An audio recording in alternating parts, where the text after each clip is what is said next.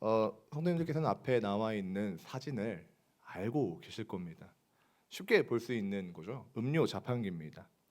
뭐 요즘에 우리나라도 이 자판기의 종류가 되게 많아졌습니다. 이거는 일반적으로 옛날부터 볼 수 있었던 자판기고요.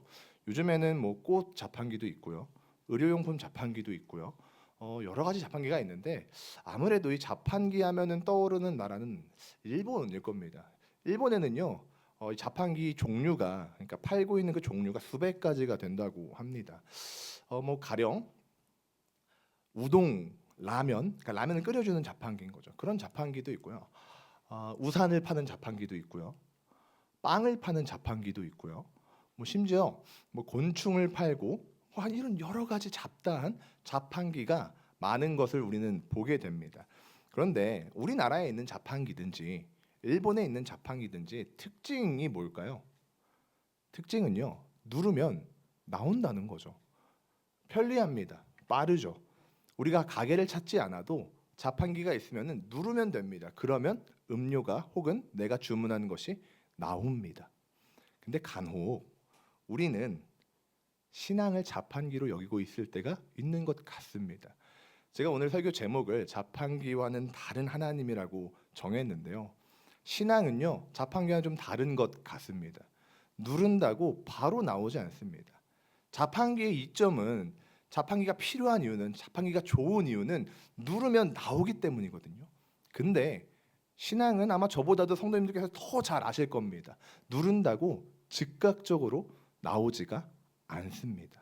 우리가 이 말씀을 기억하면서 오늘 본문을 좀 다시 보았으면 좋겠습니다. 오늘 본문은요, 이 부분을 정말 잘 다루고 있는데, 오늘 본문은 우리가 읽은 것처럼 에스더의 본문입니다. 순장반에서도 말씀을 드렸지만요, 이 에스더서는 과거부터 정경적인 위치에 굉장히 논란이 많았습니다. 왜냐하면 에스더에는 하나님이 개입하시는, 그러니까 직접적으로 개입하시는 사건이나 하나님이라는 단어가 등장하지 않을 뿐더러 어떤 종교적인 색채가 등장하지 않습니다. 마지막에 불임절을 다루는 것 외에는 종교적인 색채도 등장하지 않죠. 그렇다 보니 사람들은 자연스럽게 에스더에 과연 신학이 존재하는가에 대한 의문을 갖게 됩니다. 신학이라는 것은 하나님에 관한 학문인데, 하나님의 어떠하심을 연구하고 깨달아 아는 학문인데, 에스더를 보고 있으면은 하나님이 보이지 않거든요. 그러니까 과연 정말 에스더의 신학이 있는가, 에스더가 정말 성경이 맞는가, 정경으로 우리가 받아들일 수 있는가에 대한 논란이 있었습니다. 하지만 지금은 우리가 모두 알고 있고 인정하고 있는 것처럼 에스더서는 분명히 우리에게 주어진 하나님의 말씀이고요, 또 명확하게 신학이 등장합니다. 이게 수면 위로 바로 이렇게 드러나지는 않지만 명확하게 에스더서에는 하나님의 주권과 섭리에 대해서 말하고 있는 것을 알 수가 있습니다. 대표적인 사건이 오늘 우리가 함께 읽은 본문입니다. 오늘 우리가 읽은 본문은요, 두 개의 내러티브로 나뉘어져 있습니다. 하나는 궁정일기에 기록되어져 있는 왕의 내시 데레스와 빅단의 반역 사건이고요. 다른 하나는 왕의 신하 하만의 진급, 그리고 모르드게의 마찰 사건입니다. 저희는 이 두 개의 내러티브를 살펴보면서 하나님의 주권과 섭리 가운데 우리가 어떻게 반응해야 하는지를 함께 고민하길 원합니다. 먼저 19절을 보면요, 처녀들을 다시 모을 때에 이렇게 본문이 시작하고 있습니다. 히브리어 원문으로 보면요, 두 번째 어린 소녀들을 모았다, 이렇게 기록하고 있습니다. 여기에 모여 있는 소녀들은요, 왕을 위한 소녀들입니다. 물론 이미 와스티 왕후가 폐위되고 그 자리에 에스더가 발탁이 되었습니다. 그리고 에스더가 왕후로 추대되어진 것에 대한 잔치까지 벌어진 상태이기 때문에 지금 두 번째로 모여 있는 소녀들은 왕후 선정을 위한 모임이 아니라 아무래도 후궁과 관련된 행사였을 가능성이 굉장히 큽니다. 그리고 그 행사가 이루어지고 있을 때 모르드게는 성문 앞에 앉아 있었다고 성경은 이야기하고 있습니다. 그러니까 언뜻 보면은 모르드게가 되게 할 일 없이 성문 앞에 앉아 있구나, 이렇게 받아들일 수 있는데 사실은 전혀 그렇지가 않습니다. 앞서 말씀을 드린 대로 이 소녀들이 모여 있는 이유는요, 왕후가 아닌 이제 후궁을 뽑기 위한 국가적인 행사를 하고 있는 겁니다. 그러니까 왕을 위한 소녀들이고 왕을 위한 것이라는 것은 다시 말하면 국가적인 행사라는 거거든요. 국가적인 행사를 하고 있는데 과연 할 일 없는 정말 백수와 같은 사람이 궁궐 앞에 앉아 있을 수 있었겠습니까? 전혀 아니죠. 그러니까 조금 쉽게 생각을 해보면 한 나라의 대통령이 지금 집안에서 국가적인 행사를 하고 있는데, 그리고 지금 그 출입문으로 귀빈들이 드나들고 있는데 아무 할 일이 없는 일반인이 그 집 앞에 앉아 있을 수 있겠습니까? 당연히 저지가 되었겠죠. 그러니까 지금 이 모르드게가 왕의 문 앞에 앉아 있었다는 것은요, 그가 공직을 얻었음을 우리에게 보여주고 있는 겁니다. 우리가 함께 읽진 않았지만 앞선 사건에서 모르드게가 사촌 동생이자 자신의 마음으로 품은 딸이겠죠. 직접 키웠으니 그 에스더를 만나기 위해서 후궁이 있는 곳으로, 궁 안으로 쉽게 들어갔던 점, 그리고 지금은 국가적인 행사가 이루어지고 있는데 그 되걸 문 앞에 앉아 있는 것으로 보아 모르드게는 바사 제국, 그 페르시아 제국에서 공직을 얻었을 확률이 굉장히 크다는 겁니다. 어찌되었든 모르드게가 성문에 앉아서 일을 하고 있는데 그 찰나에 놀라운 장면을 목격하게 됩니다. 무슨 장면이냐면 왕의 내시 빅단과 데레스가 원한을 품고 왕 아하수에로를 암살하려는 음모를 꾸미는 장면을 목격하게 되죠. 히브리어 원어로 보면요, 왕의 신하인 빅단과 데레스는요 분노로 가득했다 이렇게 표현을 하고 있습니다. 그럼 어떤 분노로 가득했는지는 성경이 말하고 있진 않는데 그들의 분노가 절정으로 치달은 것만은 명확합니다. 왜냐하면 그들의 분노는 어디로 이어지냐면 반역으로 이어지고 있기 때문입니다. 우리가 가진 성경은 음모를 꾀하다 요 정도로만 이야기를 하고 있는데 원문을 직역하면 이렇습니다. 그들이 시도했다, 손을 보내는 것을 아하스웨로 왕에게. 여기서 손을 보낸다는 것은요, 히브리어의 관용적인 표현인데 공격하다, 해치다 이런 의미입니다. 그러니까 이미 지금 이 두 내시는 왕을 살해하기 위해서 무언가 시도했던 것으로 보입니다. 그리고 그게 잘 안 됐던 것 같아요. 그래서 그게 모르드게에게 들어간 것이죠. 모르드게는요, 자신이 알게 된 것을 감추지 않습니다. 분명히 모르드게도 바사 제국의 공직을 얻었다 한들 유대인은요 포로입니다. 그러니까 포로민인 거죠. 포로민의 자손인 겁니다. 그러면 그 바사의 왕이 미울 수도 있죠. 나와 관계없어 보일 수 있습니다. 그런데 모르드게는 모른 척하지 않습니다. 어떻게 하냐면 왕후 에스더에게, 그러니까 자신의 사촌 동생에게 모두 보고합니다. 그리고 에스더는 모르드게의 이름으로 다시 한번 아하스웨로 왕에게 보고하게 되죠. 그리고 일사천리로 이 조사가 진행이 되고요. 이 사실이 드러나고 나니까 반역을 꾀했던 빅단과 데레스는 나무에 매달려서 죽음으로 처벌받게 됩니다. 그리고 23절 마지막 기록된 이 표현이 아주 중요한데요. 성경은요 이렇게 증언합니다. 뭐라고 증언하냐면요, 마지막에 이렇게 표현하고 있습니다. 이 일을 왕 앞에서 궁중일기에 기록하니라.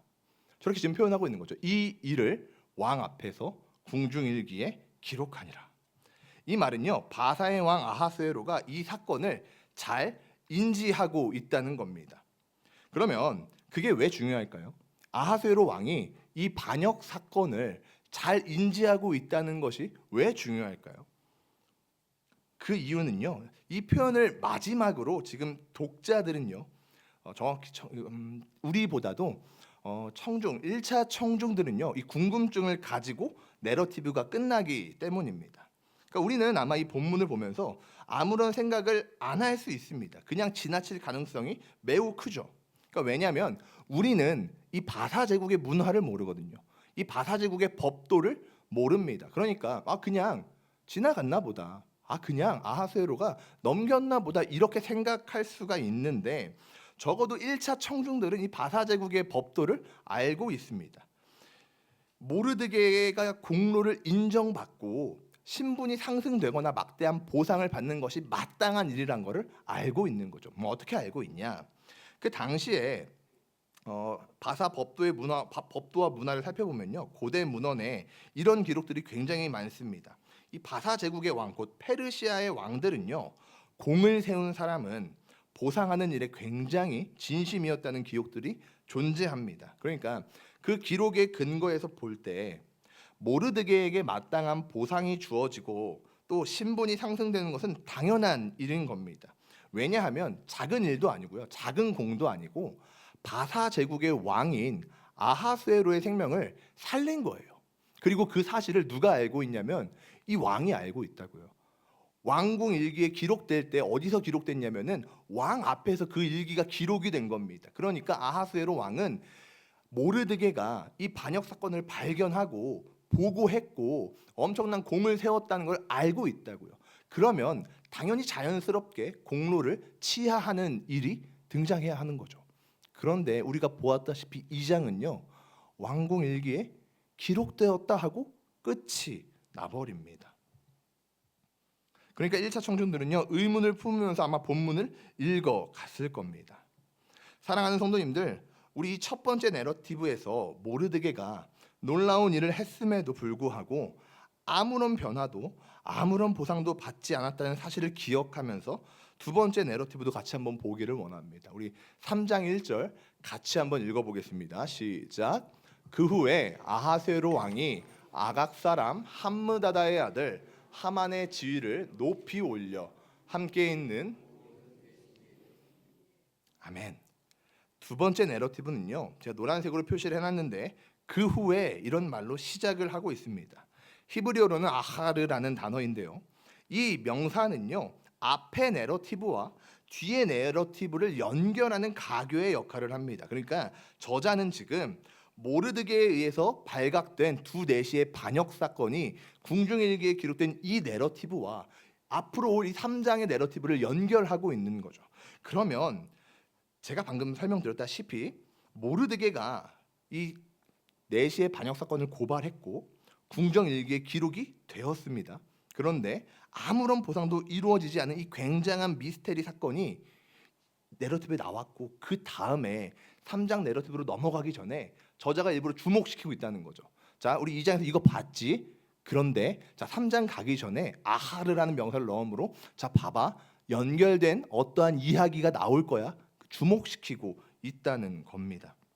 그래서 이 앞의 내러티브를 해결해줄, 그 찜찜함을 해결해줄 것 같은 것처럼 보인다는 거죠. 그러니까 더 쉽게 표현하자면 아직 등장하지 않은 모르드게의 보상 이야기, 신분 상승의 이야기가 마치 3장에 등장할 것처럼 시선을 주목시킨다는 겁니다. 그런데 우리가 읽어보았다시피 독자들의 기대는 무너지죠. 왜냐하면 두 번째 내러티브에는요, 모르드게의 보상 이야기는커녕 절망이 수록되어 있기 때문입니다. 조금 더 자세히 살펴봅시다. 먼저 3장 1절을 보면요, 아하스웨로 왕은요, 자신의 신하 하만의 신분을 상승시켜 줍니다.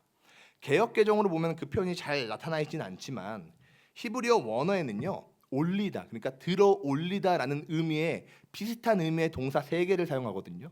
그러니까 강조하고 있는 거예요. 하만을 올리고 올렸다. 이 표현을 강조하고 있는 겁니다. 즉 아하스웨로 왕은요, 이 하만을 지극히 높이 올렸습니다. 지극히 높이 올렸습니다. 그런데 여기서 우리가 주목해야 할 표현이 등장하는데요, 그게 뭐냐면 하만을 수식하는 표현입니다. 이 표현이 굉장히 중요합니다. 본문 1절에 성경 저자는요, 하만을 아각 사람 함므다다의 아들이라고 지금 표현을 하고 있습니다. 그래서 이 아각이라는 표현은요, 어떤 나라나 지형을 의미하는 것이 아니라 왕의 칭호를 의미하는 단어거든요. 마치 이집트의 왕을 파라오라고 부르고 이 몽골 제국의 왕을 칸이라 하고 그 이슬람 제국이었던 오스만 제국의 왕을 술탄이라고 하는 것처럼 아말렉 족속의 왕을 아각이라고 했습니다. 아각. 그러니까 이 아각 사람이라는 것은 아각이 통치했던 아말렉 족속의 사람이다, 이 이야기를 하고 있다는 겁니다. 이 표현이 너무 중요하거든요. 왜 중요하냐면요, 사실 그가 어디 나라 사람인지는 우리에게 별로 중요하지 않습니다. 아하수에로가 자신의 신하를 높게 들어 올리는 데에는 그 신분은 별로 중요하지 않거든요. 근데 굳이 지금 성경 저자는 하만이 어디 사람인지를 기록하고 있다는 거죠. 왜 기록할까요? 이 성경 지면을 한 자라도 더 늘려야 되기 때문에 일부러 넣은 걸까요? 그것은 분명히 아닐 겁니다. 성경 저자는 어떠한 목적을 가지고 일부러 그의 신분, 그의 나라를 밝히고 있는 겁니다. 언급하는 이유는요, 모르드게가 아무런 보상을 받지 못했던 그 2장의 내러티브와 3장의 하만 신분 상승 내러티브를 연결하는 것에 있어서 그가 아말렉 사람이라는 것은 굉장히 큰 역할을 하기 때문입니다. 사랑하는 성도님들, 모르드게가 처음 에스더서에 언급될 때 그의 족보가 같이 언급이 되는데 우리 같이 한번 읽어보도록 하겠습니다. 2장 5절 말씀인데요. 같이 한번 읽겠습니다. 도성 수산에 한 유다인이 있으니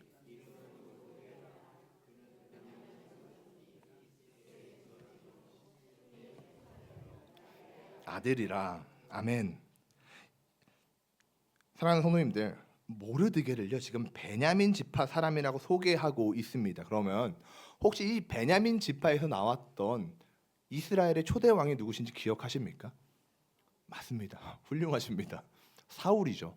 사울 왕이 베냐민 지파 사람입니다. 그러니까 지금 성경 저자는 모르드게가 처음 지금 에스더에 등장하는데 베냐민 지파 사람이라는 것을 말하고 있는 거예요. 다시 말하면 그가 사울의 후손이라는 것을 짚고 있는 거죠. 그러고 나서 하만을 처음 소개할 때는요, 그를 아말렉 사람이라고 강조하고 있는 겁니다. 이게 어떤 의미냐면요, 조금 더 자세히 설명하면 이렇습니다.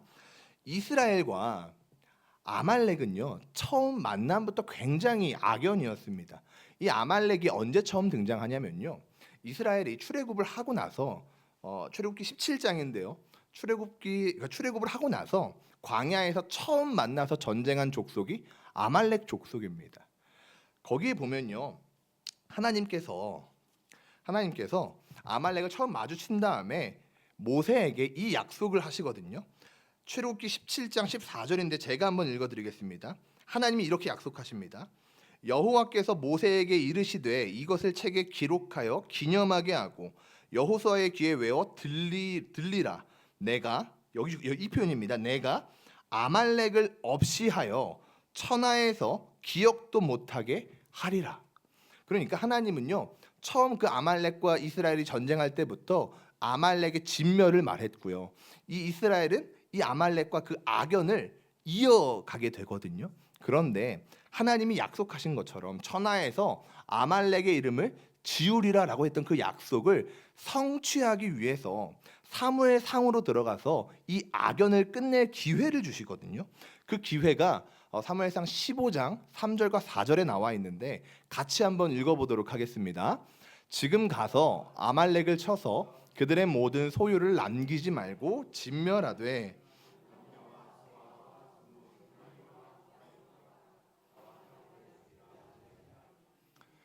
사울이 백성을 소집하고 그들을 들라임에서 세어보니 보병이 20만 명이요 유다 사람이 1명이라. 아멘. 그러니까 하나님께서 지금 사울을 부르셔서 사울에게 그 출애굽 때의 사건을 기억나게 하십니다. 그러면서 뭘 명령하시냐면요, 아말렉을 쳐서 남기지 말고 진멸할 것을 명령하십니다. 그러니까 이 출애굽기에서 보았던 것처럼 이 아말렉과 이스라엘이 첫 만남부터 악연이었고 그 원수 관계를 지금까지 이어왔는데 내가 너희에게 약속한 것처럼 이제는 그 아말렉을 진멸할 거니 사울아 너는 아말렉을 치고 남기지 말고 진멸해야 해. 이 명령을 하십니다. 그런데 사울은요 자신의 욕심 때문에 하나님의 명령에 불순종하게 됩니다. 말씀을 같이 한번 읽어보겠습니다. 사무엘상 15장 9절인데요. 같이 읽겠습니다. 사울과 백성이 아각과 그의 양과 소의 가장 좋은 것 또는 기름진 것과 어린 양과 모든 좋은 것을 남기고 진멸하기를 즐겨 아니하고 가치 없고 아멘. 하나님은요 모든 것을 진멸하라고 말씀하십니다. 단순히 아말렉이 밉고 싫고 그 개념이 아니라 하나님은 이미 출애굽기에서 약속하셨거든요. 성도님들께서 너무 잘 알고 계신 것처럼 하나님은 약속을 지키시는 하나님이십니다. 그래서 이제 그 약속을 지키기 위해서 사울에게 진멸할 것을 말씀하셨어요. 내가 너를 들어서 사용할 거고 너에게 힘을 줄 테니 너는 아말렉을 진멸해라. 모든 것은 남기지 말고 진멸해라. 그런데 사울은요 그 약속을 깨버리는 거죠. 하나님의 명령에 불순종합니다. 자신이 보기에 좋은 것들은 남겨두고요. 아각 왕도 살려주죠. 즉 사울의 이기심과 불순종은요. 이스라엘과 아말렉의 관계를 정리하지 못하게 합니다. 그래서 그 악연이 지금 에스더 시기까지 이어져 내려온 거죠. 고로 에스더서가 지금 모르드게를 처음 언급하면서 그가 베냐민 지파 사람이라는 것과 하만을 처음 언급하면서 그가 아말렉 사람이라고 언급하는 것은요 우연의 일치가 아니라 지금 성경 저자가 의도하고 있는 겁니다. 이따가도 말씀드리겠지만 두 가지 이유 때문에 지금 이거를 강조하고 있는 건데요. 사울의 후손과 아말렉의 후손이 지금 다시 만나는 이유를 언급하는 이유가 두 가지인데요. 첫 번째는요 모르드게의 억울함을 강조하기 위해서고요. 두 번째는요 하나님의 약속이 이제는 성취될 것이라는 것을 보여주기 위해서 언급하고 있는 겁니다. 그러니까 어쨌든 지금 이 모르드게하고 하만은 자신들의 선조 때부터 원수인 거예요. 그래서 본문 3장 2절에서 모르드게가 하만에게 무릎 꿇지 않는 것도 같은 맥락인 겁니다. 과거에는 모르드게가 하만에게 무릎 꿇지 않는 사건을 신앙 때문이라고 해석을 했지만 지금은 그 해석은 크게 지지를 받지 못합니다. 왜냐하면요 성경은요 우상에게 절하는 것은 명백히 거부하고 있지만 법도에 의해서 왕에게 그 법도를 행하는 것을 부정적으로 말한 적은 한 번도 없습니다. 뿐만 아니라 이 모르드게가 정말로 신앙 때문에 절하지 않았던 거라면 그는 이미 사망했을 겁니다. 왜냐하면 그는 공직에 있었고요. 수많은 시간들 속에서 왕에게 무릎을 굽혀야 하는 사건들이 있었을 겁니다. 근데 그때마다 자신의 신앙 때문에 무릎을 굽히지 않았던 거라면 그는 이미 죽었겠죠. 물론 하나님의 보호하심이 있었을 수도 있지만 요즘에는요. 요즘 신학자들은요. 이 무릎 꿇지 않은 사건을 어떻게 해석하냐면 그가 민족적인 지조를 지키기 위해서 무릎을 꿇지 않은 것이다. 이렇게 해석합니다. 그 근거로 에스더 3장 4절을 언급하는데요. 같이 한 번만 읽어보겠습니다. 날마다 권하되 모르드게가 듣지 아니하고 자기는 유다인임을 알렸더니 그들이 모르드게의 일이 어찌되나 보고자 하여 하만에게 전하였더라. 이게 무슨 말이냐면요. 이 다른 신하들이 모르드게 혼자 뻣뻣하게 서 있으니까 옆에서 종용하는 겁니다. 야 그러지 말고 너도 절해. 야 그러지 말고 너도 하만에게 무릎 꿇어. 그러니까 모르드게가 나는 하나님을 믿기 때문에 무릎을 꿇을 수 없어. 나는 우상에게 절하지 않을 거야 라고 말하는 것이 아니라 뭐라고 말하냐면 나는 유다인이야. 나는 유다 사람이야. 이 말을 하는 거죠. 그러니까 이 민족적인 지조 때문에 원수에게 무릎을 꿇지 않는다고 해석을 하는 겁니다. 자, 사랑하는 성도님들, 정리하자면 이렇습니다. 에스더 저자는요 일부러 모르드게가 사울의 후손인 것과 하만이 아말렉의 후손인 것을 지금 강조하고 있습니다. 왜냐하면 이 관계가 서로 원수인 이 관계가 오늘 우리가 함께 보았던 이 첫 번째 내러티브와 두 번째 내러티브를 연결하는 것에서 큰 역할을 하기 때문입니다. 우리가 첫 번째 내러티브에서 살펴보았던 것처럼 모르드게는요 하나님 앞에서 정직한 행동을 했습니다. 제가 아까 말씀드렸다시피 모르드게는 유다 사람입니다. 페르시아 사람이 아니에요. 바사 왕국의 사람이 아닙니다. 포로민이죠. 포로민의 후손입니다. 그러니 오히려 이 바사 왕이 생명이 위험하다는 것을 보았을 때 모른 척할 수 있었겠죠. 하지만 모르드게는 침묵하지 않습니다. 아하스웨로 왕에게 처한 위험을 보고서 왕후 에스더에게 가서 모든 것을 보고하죠. 어디 그뿐입니까? 당대 바사 제국의 문화를 따라서 모르드게가 당연히 그 공을 인정받고 막대한 보상과 함께 신분이 상승해야 하는데 아무런 보상도 못 받고요. 아무런 인정도 주어지지 않습니다. 그럼에도 불구하고 모르드게는요. 자신의 공로를 인정해 달라고 주장하지 않습니다. 심지어 자신의 사촌 동생이고 자신이 키웠던 에스더가 지금 그 페르시아의 왕후입니다. 왕후. 그러니까 충분히 가서 이야기할 수 있겠죠. 야, 너가 말해서 내 공로를 좀 말해줘. 야, 나 정말 좋은 일 했잖아. 나 때문에 지금 왕 산 거잖아. 야, 그럼 나 신분 좀 올려줘야지. 라고 할 수도 있는데 하지 않는다고요. 그런데 여기까지 다 좋은데 그래도 사랑하는 성도님들, 하나님은 모르드게를 좀 살펴주어야 하는 것 아니겠습니까? 모르드게가 하나님의 백성답게 믿음으로 행동한다면 적어도 하나님은 모르드게를 주목하셔야 하지 않겠습니까? 근데 이게 웬걸? 바로 이어지는 내러티브에 하나님이 모르드게를 높여주는 사건이 등장하는 것이 아니라 모르드게의 원수이자 하나님의 백성과 하나님의 원수인 아말렉 사람이 아주 높아지는 장면이 등장합니다. 그뿐입니까? 모르드게를 포함해서 아하수에로 온 나라 곧 바사 제국에 있는 모든 유다인들이 멸절될 위기에 놓이게 됩니다. 사랑하는 성도님들, 정녕 이게 맞습니까? 믿음을 따라 살았다고 칭찬은 못 받더라도 억울하면 안 되는 것 아닙니까? 그런데 모르드게는 지금 어떻습니까? 자신의 공로를 인정받기는커녕 믿음의 행보에 대한 보답을 받기는커녕 죽음의 위기에 몰렸습니다. 도대체 우리는 이 본문을 통해서 무엇을 깨달아야 하는 겁니까? 사랑하는 성도님들, 오늘 우리가 읽은 이 본문은요, 우리에게 참으로 답답함으로 다가옵니다. 도대체 하나님이 뭘 하고 계시는 건지 우리는 알 수가 없습니다. 믿음으로 사는 자는요, 억울함에 놓이고 원수는 크게 흥왕하는 것을 우리는 보게 됩니다. 그러면서 하나님이 계시지 않는 것처럼 느껴지기까지 한다는 거죠. 우리는 뭘 깨달아야 합니까? 지금 성경 저자는 이 사건을 일부러 주목시키는 겁니다. 하만과 모르드게의 그 관계를 원수 관계라는 것을 말하면서 일부러 강조하고 있다고요. 야, 봐라. 모르드게 이렇게 억울해진다. 이렇게 억울해진다. 그런데 성도님들, 오늘 우리가 본문에서 반드시 기억해야 하는 사건이 있는데요. 그것이 무엇이냐면 하나님의 타이밍과 하나님의 계획은 우리가 차마 알 수 없다는 겁니다.